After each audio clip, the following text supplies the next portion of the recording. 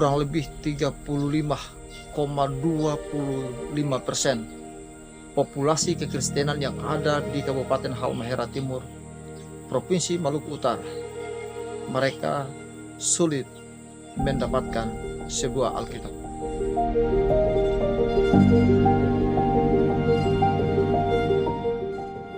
Dengan latar belakang mata pencaharian mereka adalah rata-rata petani.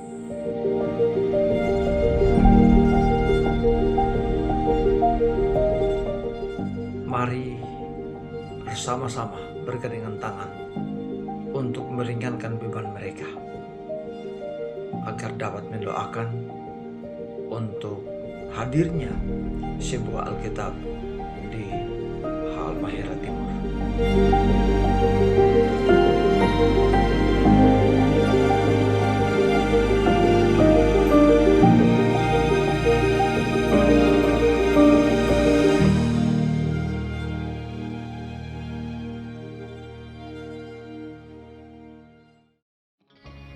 Nah, ini nih hotelnya nih lagi diskon. Dekat pantai lagi, wah. Mantap, tinggal check out, bayar, berangkat deh. Biasa, namanya juga orang muda. Aku lagi mau healing nih. Tapi kok aku udah berulang kali healing, nggak healing-healing bener ya. Sahabat Alkitab, kalian pernah ngerasa gini juga nggak sih? Yuk kita saksikan video berikut.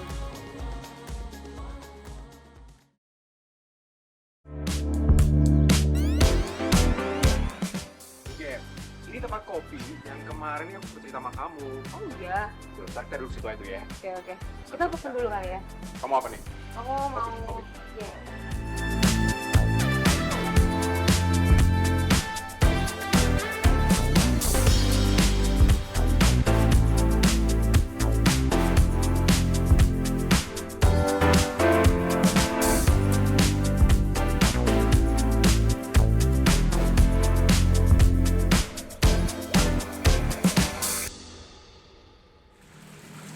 Van, gue lihat-lihat ya lo baru pulang dari Bali.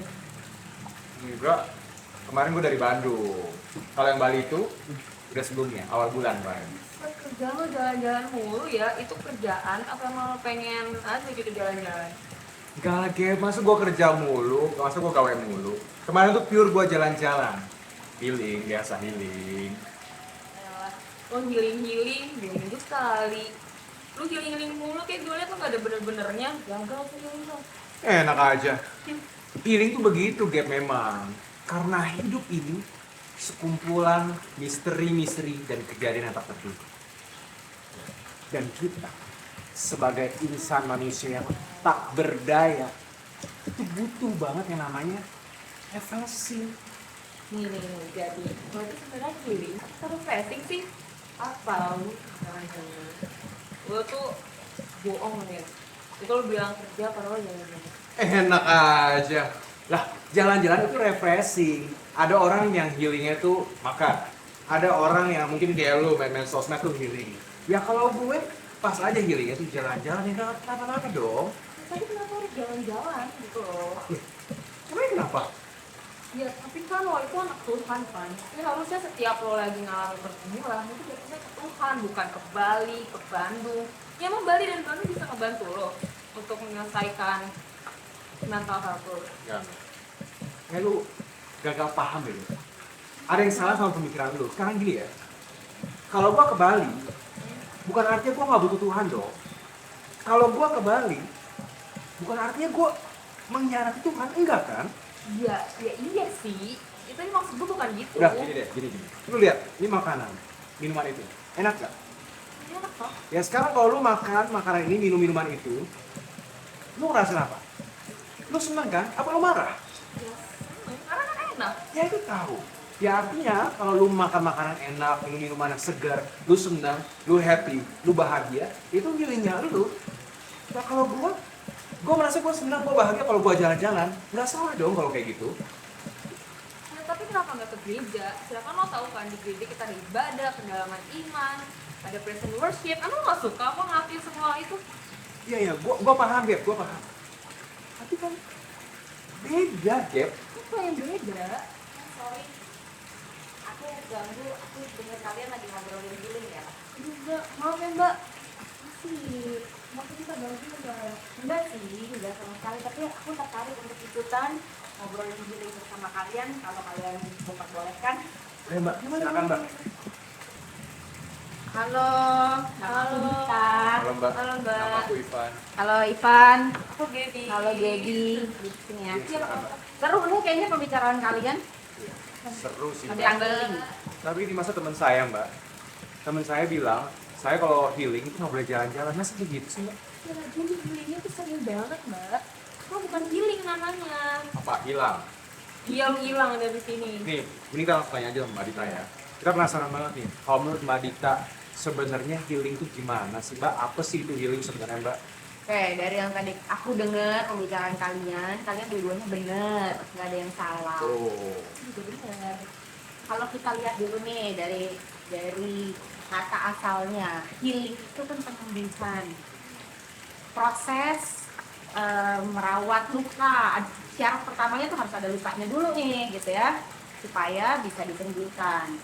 Nah, misalnya kayak luka batin, luka fisik gitu ya, kan kita mesti merawat nih luka kita, gitu. Kita kasih obat, kita perbannya kalau lukanya lama, lukanya berat, mungkin kita mesti rawatnya berhari-hari, gitu ya. Healing yang sering kita dengar itu untuk luka batin. Nah, luka batin biasanya nggak kelihatan, ada di dalam, tapi bisa kelihatan tuh dari perilakunya, misalnya kayak kita hilang selera makan, kita gampang marah-marah, atau kita jadi depresi. Itu adalah bentuk yang bisa kelihatan dari kalau kita mengalami luka batin. saya sih Nah, bilang selera makan beda. enggak sih Mbak. Kenapa? Bilang selera makan saya enggak sih Mbak. Lo marah-marah iya gara-gara dipancing sama Gaby aja tadi nih. Lu marah-marah karena lu jalan-jalan, bukan alasan itu dong. Jadi alasan. Kita coba ngomongin lagi versi healing ini ya. Jadi ya kalau luka fisik kan kita biasanya mengalami kalau kita jatuh gitu kan, terus luka berdarah kita mesti obatin. Kalau luka batin biasanya karena peristiwa yang berat dalam hidup, kayak kehilangan orang yang dikasih karena meninggal atau putus pacar, itu bisa jadi luka batin ya. Terus mengalami kekerasan atau menyaksikan kekerasan, itu juga bisa bikin kita luka batin ya. Nah, healing itu jadinya diperlukan untuk luka-luka yang lebih mendalam seperti itu, bukan kayak tadi aku dengerin tuh Ivan jalan-jalan, dikit-dikit gitu jalan-jalan gitu, itu mungkin rekreasi kan, bukan healing gitu istilahnya. Berkedok tuh mbak, berkedok di balik itu. Itu kan yang terlihat di sosmed aja Mbak, saya jalan-jalan ketawa-ketawa, tapi kan di dalam sini nggak ada yang lihat Mbak. Kamu pun nggak nanya kan sebenarnya aku kenapa. Pengen banget ditanya. Ya iyalah, daripada dimarah-marahin kenapa jalan-jalan mulu. Mungkin kalian berdua dua-duanya butuh healing untuk menyembuhkan pertemanan kalian. Mungkin seperti itu ya sebenarnya ya.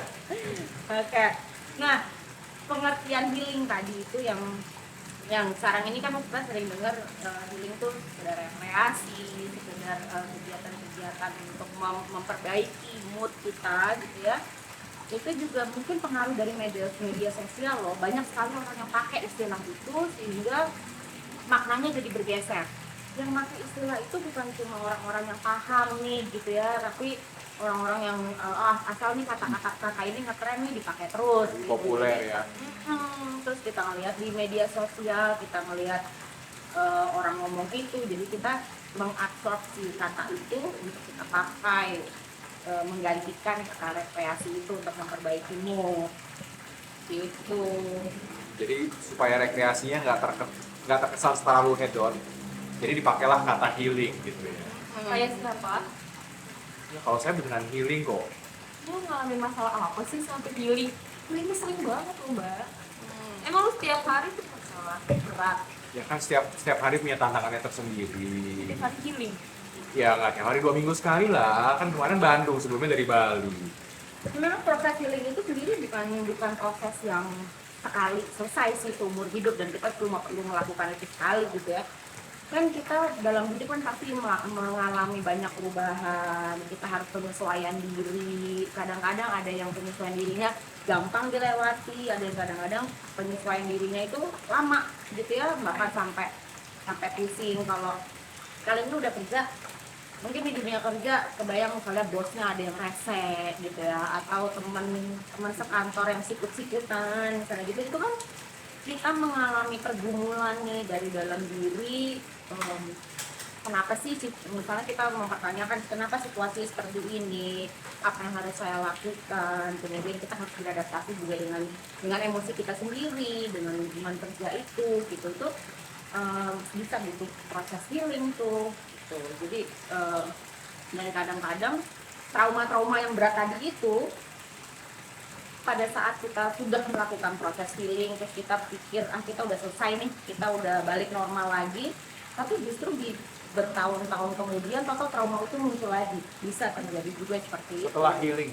setelah healing gitu, karena pertama ya mungkin karena healingnya ada masih yang Belum tuntas? belum tuntas, tapi kan juga kita healing itu bukan artinya menyembuhkan total, tapi kita beradaptasi dan kita bisa coping sama si masalah itu, kita bisa coping sama emosi itu gitu kan.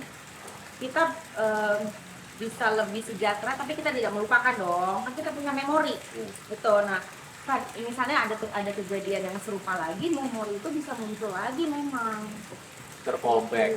iya, callback. Jadi mungkin kita butuh proses healing lagi gitu. Jadi proses healing bukan sesuatu yang sekali terus selesai menyelesaikan masalah. Tapi saya jadi khawatir nih Mbak. Sekarang kan saya beneran healing. Cuma kan kebetulan saya masih ada tabungan lah untuk healing kembali gitu. Tapi kalau suatu saat saya harus healing lagi, tapi pas kebetulan saya nggak punya tabungan, gimana dong Mbak? Healing bisa dilakukan dengan berbagai macam cara. Jalan-jalan gitu ya, jalan-jalan yang bermakna ya gitu ya, bukan sekedar jalan-jalan kemudian. Tapi misalnya yoga, meditasi gitu ya, kita banyak juga kok bisa menemukan informasi di internet. Healing itu ada yang bisa kita lakukan sendiri, sama misalnya kayak luka gitu ya, kita lihat luka ini ternyata cukup simpel kok gitu ya, nggak perlu dokter nih untuk mengobati, kita bisa obatin sendiri di rumah. Sama masalah emosi juga begitu gitu ya, kalau kita merasa cukup dengan program-program yang bisa kita temui di internet gitu ya, itu cukup. Tapi ada juga yang misalnya butuh bantuan profesional. Bantuan profesional biasanya dengan terapi yang lebih terstruktur, lebih sistematis, kemudian dia akan membantu kita untuk memantau kemajuan-kemajuan yang proses kita. Tapi tetap kembali ya Mbak ya. Meskipun dengan bantuan profesional pun, itu belum tentu mencapai titik sembuh ya berarti Mbak ya. Iya, mungkin kitanya sendiri yang berproses. Semua dari ya. kita yang berproses. Iya, jadi proses healing berapa lama, kemudian berapa keberhasilannya itu tergantung dari kepribadian kita. Jadi kalau kitanya murung terus melihat segala sesuatu dengan negatif, itu ya jadi proses healingnya mulai dengan si pikiran-pikiran negatif itu dulu mesti dihilangkan gitu. Bagaimana? Saya jadi kepikiran nih Mbak. Apa jangan-jangan kalau saya ke Bali kemarin, itu bukan healing tapi pelarian Mbak. Rekreasi mungkin istilah Rekreasi baiknya ya, rekreasi. mungkin jangan bilang itu sebagai pelarian Galau juga banget kali ya, Mbak, kalau kan. pelarian. Ya. Tapi kita membedakannya gimana ya Mbak kalau gitu? Apakah itu benar-benar seperti yang Mbak bilang bermakna gitu loh kita punya healing? Atau jangan-jangan cuma rekreasi sesaat aja gitu ya?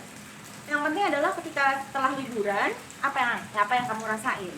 Apakah kamu merasa happy atau kamu merasa bahwa aduh berat nih, ternyata kemarin tiket masih utang dari kartu kredit gitu kan. Iya sih, gitu. Mbak. Jadi Aduh, tahu aja Mbak nih. banyak nggak manfaat ketika kamu liburan gitu? Apakah kamu menjadi lebih bersyukur, terus menerima kondisi kita apa adanya seperti itu? Jadi Semangat dilihat lagi dari ya. hasilnya itu kan, itu semuanya self reflection ya. Kita melihat apa sih manfaat kemarin liburan itu buat kita. Bukannya bikin konten makin banyak, nggak gitu. Ya gimana endorse Berarti dia sampai titik loh mbak. Sampingnya gitu. Tapi kalau kita senang, wah konten kita makin banyak itu bukan proses healing. Mungkin memang kita lagi butuh bikin konten. Jangan healing maksudnya. Iya. jadi berarti menurut Mbak Dita, kita tuh sebagai setiap orang tuh nggak harus healing ya Mbak, tergantung dengan kondisinya masing-masing. Itu Mbak Dita paham dong. Betapa beratnya kalau ditinggal lagi sayang-sayangnya Mbak. Butuh dong, boleh dong healing kayak gitu kan Mbak? Iya. Boleh. Itu ada istilah yang udah ngetren lagi tuh. Itu apa tuh Mbak? Apa namanya, proses healing atau proses yang kita alamin pada saat kita sedang berduka. Berduka itu bisa karena kehilangan orang yang disayangin karena meninggal atau putus pacar gitu ya. Itu sebenarnya prosesnya sama tuh gitu ya. Coba deh merefleksikan pengalaman. Kalian udah pernah punya pacar, pernah pacaran dan putus? Baru Pertama aja kali- Mbak sebenarnya. Oh, baru aja. Oke, mungkin Curhat, sekarang kamu bisa sekalian juga merefleksikan kamu udah sampai tahap mana. Pertama, denial. Kamu nggak percaya bahwa kamu putus. Kedua, kita akan marah. Kenapa sih ini terjadi? Kenapa sih dia putusin aku? Atau kenapa aku mesti... Ini yang saya pikirkan selama di Bali kemarin Mbak. Oke. Tapi nggak ketemu jawabannya sih sebenarnya. Oke. Kayak perlu lagi kembali ya. Iya, Kan pertama jawaban. itu kita ini ya, kita denial. Terus habis itu kita marah. Terus setelah itu kita akan bargaining, gitu ya. Seandainya kita berandai-andai, seandainya aku dulu nggak marah-marah pada saat dia butuh aku, mungkin dia nggak putusin aku ya, gitu. Misalnya.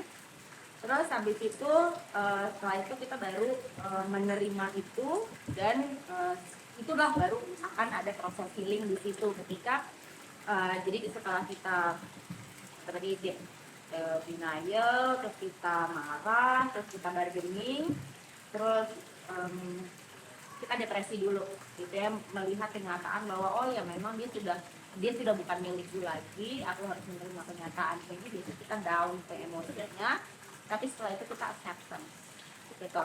Nah, acceptance inilah yang ada intinya adalah akhir dari proses healing itu, kita bisa jadi balik sejahtera Ya. setelah kita mengalami si kejadian yang nggak enak itu, gitu. Mungkin lagi mengalami masih proses angry, proses bargaining, gitu ya. Nanti kamu akan mengalami si proses Depresi ya itu ya. depresi itu dan sadness. Pada akhirnya harus ikhlas supaya healing itu bisa terjadi. Iya. Dan berarti memang ya Mbak, healing itu sebegitu pentingnya buat memang orang yang membutuhkan.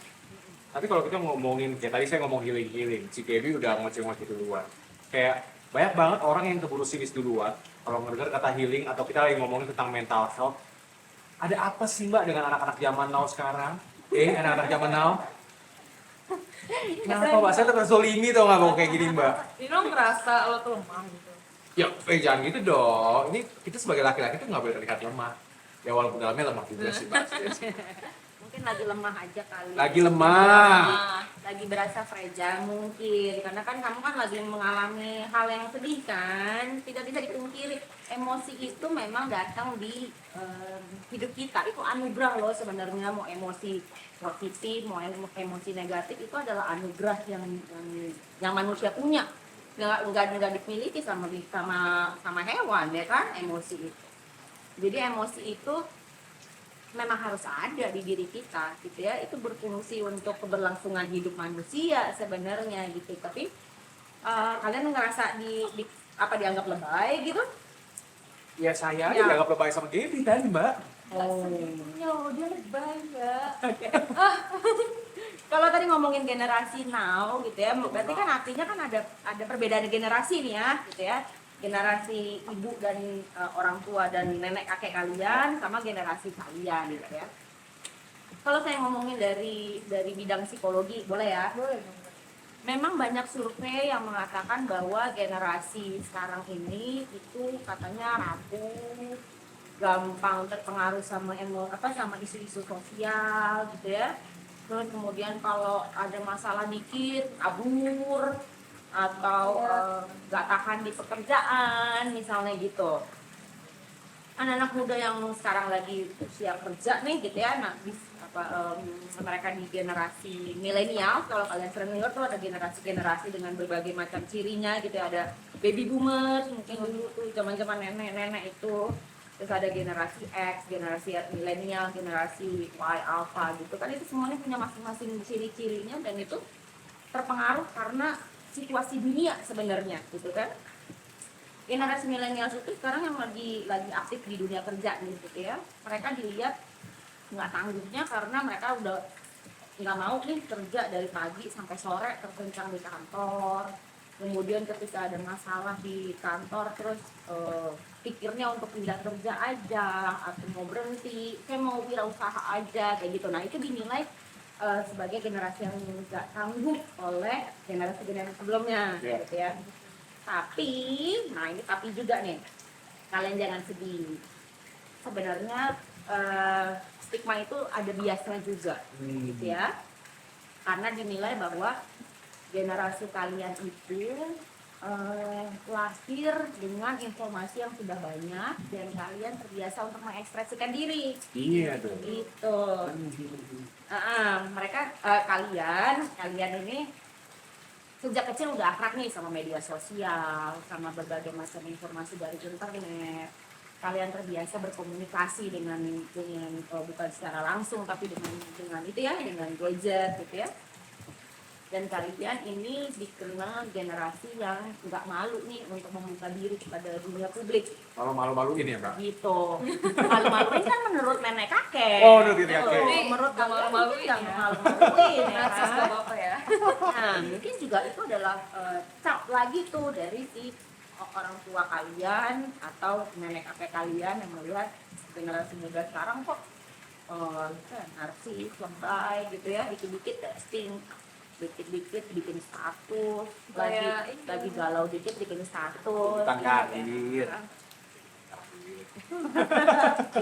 Nah, itu beda, jadi beda generasi tuh, beda memandang bagaimana mengekspresikan si emosi itu sendiri. Kalau zaman dulu misalnya kan terbiasa untuk harus memendam emosi gitu ya, bahwa kalau emosi itu diekspresikan berlebihan itu mereka tuh lemah. Papi mamiku begini deh, pahamnya deh. Kalau di zaman kalian kan nggak ada begitu ya, nggak ada cuma seperti itu gitu kan, bahwa kalian memang terdorong untuk selalu ekspresif. Lagi Gitu. galau bikin status gitu ya. Biar ada yang nanyain kan, kamu kenapa? Iya, kamu deh. Enggak kayak gitu lah. Snapgramnya dia titik-titik tuh banyak banget. Apanya?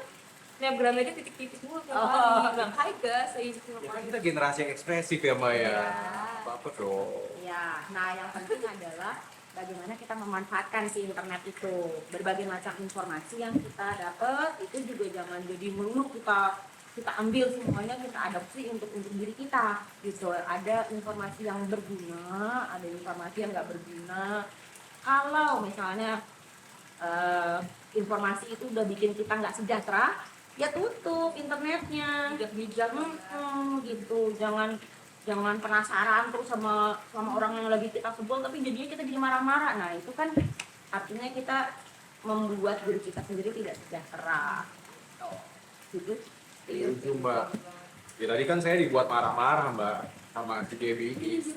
Kira-kira bisa-bisanya si Gaby keluar statement sama saya. Katanya gini Mbak, kita sebagai orang Kristen, sebagai orang percaya, kalau healingnya ke gereja. Tapi kan jelas-jelas Mbak, kalau saya ke gereja kan saya nggak bisa makan pizza, saya nggak bisa makan es krim. Nggak ada di gereja. Emang di gereja ini kayak gitu. Ntar kalau pakai pizza ya di luar. Karena emang kita teori Tuhan. Bertemu dengan Tuhan. Aku ada setujunya, ada nggak setujunya gitu ya. Memang ya kita sebagai anak-anak Tuhan, saya bahwa Tuhan pasti akan memberikan yang terbaik buat kita. Betul ya? Min, Bahwa Tuhan pasti akan menolong apapun masalah kita. Betul ya? Gitu ya.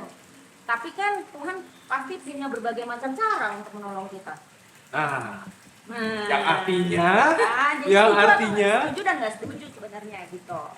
Jadi ke gereja bener, gitu ya. Tapi kita juga mencari kegiatan lain di luar gereja untuk membantu kita menjadi lebih sejahtera secara emosi ya. Itu juga benar, itu juga baik gitu. lu makanya jangan marah-marah duluan. Lu kan nggak tahu, gua nggak posting waktu gua di Bali, gua ke gereja juga sebenarnya. Ke gereja mana? Ya gereja pokoknya lah, nyari dong. Jadi kenapa nggak diposting juga? Ntar Kata dibilang healing. pencitraan. Ya nggak apa-apa, lo bilang healing juga pencitraan kali. Kamu ah. Jadi nggak apa-apa ya, Mbak ya? Ya, Biar seimbang gitu ya, Mbak ya? Karena Ya. caranya tuh banyak macam berarti gitu. Jadi kita impas ya. Kalau kita baca kalau kita baca Alkitab kan di Alkitab juga banyak tuh ya nas-nas yang memberikan harapan, memberikan penguatan, memberikan keyakinan bahwa Tuhan pasti akan menolong kita. Tuhan adalah semua jawaban gitu kan. Tapi itu kan prakteknya kita mesti cari sendiri Nah. gitu ya. Gitu. Jadi ya nggak hanya gereja gitu ya, dan seperti luka lah, ada luka yang cukup kita obatin sendiri, ada luka yang mungkin kita perlu pertolongan orang lain, perlu program healing yang lebih terstruktur gitu, yang lebih dibantu oleh profesional, misalnya mengenali sebenarnya masalah kita apa, dia membantu kita untuk menyadari masa lalu kita seperti apa gitu. Kan kalau di ayat Alkitab nggak bakal ngebongkar masa lalu kita, oh ternyata dulu waktu saya pindah sekolah, terus habis itu saya merasa teman saya nyuekin, saya kurang diterima di lingkungan sosial, itu ternyata berpengaruh ke saya pada saat dewasa, kan nggak ada di Alkitab gitu kan. Terus berdoa itu juga perlu, bahwa kita yakin bahwa Tuhan akan menolong kita. Tapi saya paham juga sih, Mbak. Kalau misalnya kita mau healing nih, anak-anak muda nih healing, asal tempatnya. Terus ketemu sama temen yang mungkin kurang tepat. Ujung-ujungnya kita nggak healing, malah hilang kali Pak ya. Tapi mungkin dengan kita ke gereja sebagai anak-anak Tuhan, orang percaya, kita tahu tujuan kita bernaung di tempat yang tepat. Kalau kita mungkin mau curhat, bisa ketemu kakak-kakak rohani gitu yang bisa memberikan solusi kita dengan tepat dan sesuai firman Tuhan ya Mbak ya. Ya. Setuju. Jadi kita tergantung kita jatuhin jangkar kita di mana memang, ya kan. Kalau kita naruh jangkar di tempat yang salah, ya kita akan berlabuh ke tempat yang salah. Tetapi kalau kita jangkarnya adalah ke Tuhan, bagaimanapun caranya pasti Tuhan akan menolong. Tapi Tuhan juga pasti akan pasti pertolongan dengan hal yang mungkin di awalnya kita nggak sadar bahwa itu pertolongan loh gitu. Bisa gitu ya Mbak ya? Bisa, aku teringat ini loh, kamu pernah dengar nggak misalnya cerita tentang orang yang sangat kaku memahami konsep tentang pertolongan Tuhan. Ini jadi ceritanya nih, dia kebanjiran, rumahnya udah mau kelelep nih, dia naik atas atap. Ada orang RT-nya gitu datang, udah pakai perahu karet, terus ayo masuk Pak, ayo saat ini kita ngungsi gitu kan, nggak mau saya nunggu pertolongan Tuhan gitu. Udah dia nunggu tetap di situ. Datang helikopter gitu ya, tim SAR nolongin gitu, ayo Pak selamatin, nggak mau, Tuhan pasti akan menolong saya gitu ya. Nah itu kaku banget gitu, dia tidak sadar bahwa Tuhan bekerja menolong dia dengan orang-orang itu gitu. Akhirnya apa? Ya tenggelam gitu kan.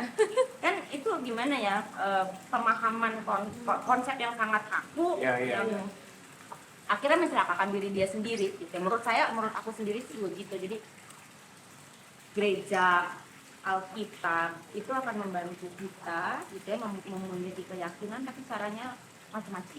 Iya. Wah, bisa pakai banyak cara ya. Termasuk teman yang tiba-tiba menegur saya ini gitu ya Mbak ya. Yes, bersyukurlah punya teman yang saling menegur. Ya, Bersyukur. Cheers dulu deh. Besti. Makasih ya. Sama lo. Itu hal yang sangat berharga loh, kita punya teman yang bisa mengkritik kita. Setuju ya? Setuju dong. Tapi juga teman yang berharga kan Mbak, kalau teman yang bisa ngajak makan. Ditagih tolong. Ini loh Mbak, ada pizza loh, siap disantap lah ini Mbak. Ditagih juga kan, mungkin diajak jalan-jalan gitu ya, rekreasi Saya. itu ya. Next Susah time. Mbak, saya kalau mau ajak jalan dia, perizinannya panjang. Ada orang tua, ada lagi yang lain gitu. Alasan aja itu Mbak.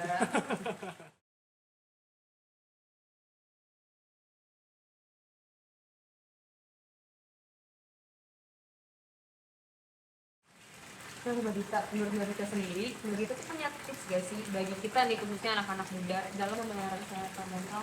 Nah, iya Mbak, karena kalau kita lihat ya, kesehatan mental tuh erat kaitannya banget sama kesehatan iman kita nggak sih sebenarnya? Iya benar banget. Apalagi nih kita nih Mbak yang udah kerja gitu ya. Pertama-tama pas lagi dapat pergumulan kita stres, depresi. Nah setelah itu tahap kedua tuh kita mempertanyakan iman kita nih. Ini sering banget nih, kayak seakan-akan tuh kayak, Tuhan kok tega gitu, kok Tuhan kok biarin aja kita mengalami ini semua gitu loh Mbak. Oke. Di situ mungkin yang ini kayak tadi yang aku ngomong tuh ya, lagi tahap angry kali ya. Oke, iya. Gitu, gitu ya. Jadi kalau kita lagi punya masalah, tahap pertamanya denial tuh angry gitu ya. Kenapa sih ini terjadi padaku gitu ya? Nah, mengenai tips simple itu sih kalau dari aku sederhananya adalah jaga hati, jaga badan, jaga kehidupan. Oke, Hati, badan, kehidupan. Kehidupan tuh artinya ya kerjaan kalian di maintain dengan baik gitu ya, jangan yang apa namanya dikit-dikit berubah kerjaan, nggak senang sama kerjaan itu kan jadi artinya kehidupan kalian, Iya. kehidupan kalian tidak jaga. Terus jaga hati, jaga badan. Jaga hati itu misalnya punya teman yang berharga gitu ya, bisa saling ngobrol, bisa saling kritik gitu ya, meskipun kesannya berantem dikit gitu kan, tapi kalian saling kasih masukan nih. Saya percaya kalian saling kasih masukan satu sama lain. Terus Yeah. punya keluarga yang kita kasihi, terus kita percaya itu memberikan rasa aman pertama. Terus ketika kita butuh curhat ada mereka gitu ya, curhat itu juga penting. Kita kan sepintar-pintarnya kita menutup emosi pun yang kadang kita butuh keluar juga ya, mengeluarkan itu. Jaga hati, jaga badan, mensana in corpore sano, yes, gitu ya. Jadi olahraga yang cukup, tidur yang cukup, terus minum alkohol jangan kebanyakan. Oh, ngeliatnya ke saya, Mbak. Ngeliatnya ke saya. Bukannya di sini juga. Jadi bukannya nggak boleh sama sekali ya, gitu ya kan kita berjamuan kan juga minum alkohol kan, gitu. Maksudnya kita mau jangan minum alkohol itu biasanya suka kurang afdol gitu ya. Jadi jangan kebanyakan, obat-obatan juga jangan kebanyakan, jangan dikit-dikit misal sakit kepala minum obat gitu kan. Ada efek sampingnya ya. Efek samping betul, itu jadinya menjaga kita untuk ya badannya tetap sehat, itu juga jangan kebanyakan minum obat gitu ya. Juga tidur cukup, konsumsinya dijaga, kemudian punya hobi gitu ya, itu juga Traveling ya, Mbak ya. betul gitu ya, dari awal juga kan aku bilang itu nggak salah gitu ya. Ya. Happy saya loh. Benar. Liburan yang bermakna ya, Bermakna. bukan asal pergi dan bikin konten gitu, tapi memaknai liburan itu gitu ya. Jadi pada saat kita pulang selesai liburan itu memang kita recharge. Ya, jadi, Semangat lagi. yang tadinya udah sumpek di kerjaan, sumpek di kampus, terus kita berasa oh ya punya semangat baru. Nah itu berarti liburan yang bermakna gitu. Belajar keterampilan baru itu juga bisa membuat kita lebih sejahtera secara mental ya. Kita punya tujuan hidup gitu ya. Hari ini aku mau belajar apa, kemudian makin ahli dalam keterampilan itu gitu. Kalau belajar memahami perasaan pasangan itu juga keterampilan khusus nggak tuh ya, Mbak? Karena saya cukup struggling gitu tentang itu kayaknya. Gitu ya. Makanya ini Jadi alasan curhat ya? dia healing. Oke. Kalau gitu ini kita lanjutkan di pembicaraan berikutnya ya. Panjang ya, Mbak ya. Karena saya sebagai pria ya, Mbak ya, kalau jaga badan itu pasti ya. Jaga hidup pasti. Cuma masalah jaga hati ini yang sulit kayak Mbak sebenarnya. Oke. Itu masalah Topik. penjodohan kita sampingkan dulu ya. Nanti, Panjang ya? Panjang bisa panjang itu ceritanya. Lalu aku sambung lagi. Nah sebagai anak Tuhan kita berbuat, kita melayani. Ketika kita fokus hidup kita itu bukan di diri sendiri, tapi ke orang lain gitu ya. Kita mau berbuat baik untuk orang lain, kita jadi nggak terlalu dikit-dikit mikirin apa yang nggak bagus di kita gitu ya. Karena yang penting apa yang bisa kulakukan untuk orang lain gitu. Itu juga membantu kesejahteraan mental kita sendiri. Dan satu lagi untuk anak muda, internet gitu ya. Ada informasi yang banyak itu, kalau kebanyakan kita juga susah memilihnya. Kadang-kadang ada yang terus saling kontradiktif, kita jadi bingung, kita jadi cemas. Jadi bijak berinternet, bijak memilah informasi, itu juga membantu kita lebih sejahtera secara mental. Gap, ini kita banyak banget nanya Kamu nggak nawarin Mbak Rita? Maafkan kita ya Mbak. Mbak, silakan makan loh. Ayo, Mbak. ayo, Mbak, Mbak, Ayo Mbak. makan Mbak. Mbak duluan nih. Kita ngobrol enak. Silakan diambil. Ambil. Nah, bisa Mbak. Wah, boleh gua, Mbak.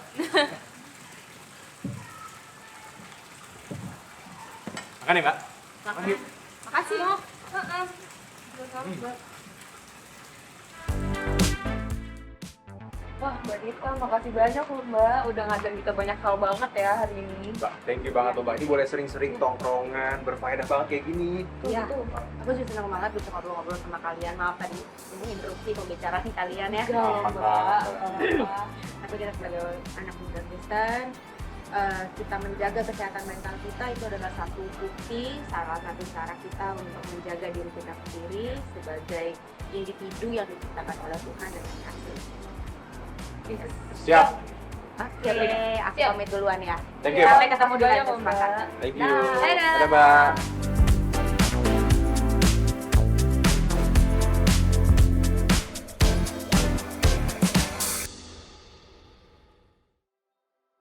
Nah, sahabat Alkitab, berarti healing itu punya makna yang begitu mendalam ya. Jangan sampai kita kehilangan makna dan cuma terkesan latah atau kita ikut-ikutan tren doang. Lagian kita harus ingat ya, bahwa sebagai umat Tuhan, semua pemulihan hanya terjadi di dalam Dia. Sampai ketemu lagi ya besok di jam yang sama di kanal YouTube Lembaga Alkitab Indonesia. Tuhan memberkati.